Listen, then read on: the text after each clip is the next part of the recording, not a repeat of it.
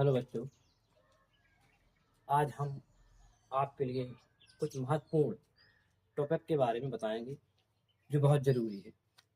Math के लिए बहुत ज़रूरी है। इसमें लिखा है कुछ महत्वपूर्ण टॉपिक। तो हम इन तीन चीज़ों के बारे में बात करेंगे, तीन चित्रों के बारे में बात करेंगे कि कौन क्या है। ये बेलन है हमारा, इसे हम शंकु बोलते हैं, इसे हम गोला बोलते हैं। ये बेलन है, ये शंकु है, ये गोला है। इनके माध्यम से जो प्रश्न होते हैं हाई स्कूल में, एक दो प्रश्न हमेशा बनते हैं। एक ना दो प्रश्न हमारे आते हैं इन्हीं टॉपिक के माध्यम से, इनको हम आज अच्छे से देखेंगे। बात करें बेलन, तो जो बेलन का आयतन होता है पाई आर स्क्वायर एच होता है। तो बेलन का जो आयतन होता है पाई आर स्क्वायर एच।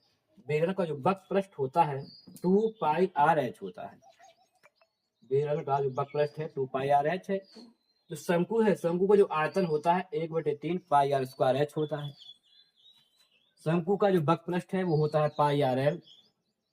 अब बात करें गोला की, तो गोला का जो आयतन होता है 4/3 पाई आर क्यूब और वक्र पृष्ठ होता है 4 पाई आर स्क्वायर।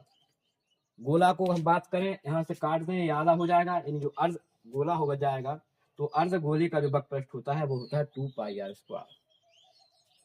अब हम बात करें कौन एच है कौन आर है। तो जो बात करें जो बेलन है, इसकी जो होती है ऊंचाई, इसे हम एच बोलते हैं। जे भी ऊंचाई है, जे भी ऊंचाई है, इसको भी हम ऊंचाई मान सकते हैं, ये एच है। बात करें आर की, तो ये आर है। ये यहाँ से यहाँ तक की तरफ ये आर होती है, यहाँ से यहाँ तक को बोलते हैं त्रिज्या, जैसे हम आर कहते हैं। बात करें शंकु की, तो ये ऊंचाई शंकु की है, ये ऊंचाई से हम एच बोलते हैं। और ये यहाँ से यहाँ तक की जिसे हम त्रिज्या ऊंचाई बोलते हैं, इसे हम एल बोलते हैं। जो एल है वक्र पृष्ठ में आपका एल, ये त्रिज्या ऊंचाई होती है।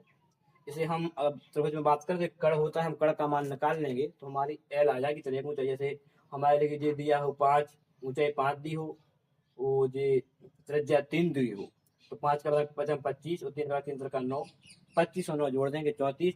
रूट के अंदर 34 हमारी क्या आ जाएगी त्रिज्या ऊंचाई, यानी एल हो जाएगी। इसे हम कड़ निकालेंगे, हमें एल निकल जाएगी, एल भी दे दीजिए। बात करें गोला की, तो गोला में ओनली आर चाहिए होता है। तो त्रिज्या, तो केंद्र से लगा के परितक की दूरी को हम क्या बोलते हैं, त्रिज्या बोलते हैं। इसमें ओनली आर होना चाहिए पड़ता है। तो ये हमारे लिए बहुत महत्वपूर्ण है, इनको अच्छे से देखें और सीखें दोबारा से। इसे हम बेलन बोलते हैं। आकृतियों के माध्यम से पहचानना ही हमें चाहिए कि ये क्या है। ये हमारी क्या है, बेलन। इसे हम क्या बोलते हैं, शंकु। इसे क्या बोलते हैं, गोला। ये हमारा गोला है। धन्यवाद।